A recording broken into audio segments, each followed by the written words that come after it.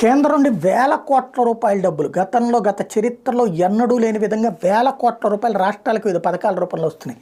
ఇళ్లకి, రైతులకి, ఆసుపత్రులకి, స్కూళ్ళకి ఇట్లాగా ఇందుగలడందు లేడని ప్రతి రంగంలో కూడా కేంద్రం వేల కోట్లు సాధారణ ప్రజలకి నేరుగా పంపిస్తుంది. ఇలాంటి డబ్బుల్ని రాష్ట్రాలు ఏం చేసేస్తున్నాయి, పేర్లు మార్చుకుని పథకాలు పెట్టేసుకోవడం, లేకపోతే కనుక అదంతా తమ పథకాలేనన్నటువంటి భ్రమ కల్పించడం, ఈ కథలు నడుపుతున్నారు. ఇప్పుడు దాంట్లో కొన్ని తమకి పేరు రాదనుకున్నప్పుడు ఆపేస్తున్నారు కూడా. ఇక సెంట్రలైజ్డ్ పాలిటిక్స్ వైపు నరేంద్ర మోడీ సర్కార్ రంగం సిద్ధం చేసుకుంటుంది. పిఎంఓ ఎట్లుంటుందో అట్లా ప్రతి చోట్ల సీఎంఓ, మనకు కూడా సీఎంఓలు ఉంటాయి. సీఎంఓలో 10 మంది ఐఏఎస్లు వాళ్ళు ఉంటారు.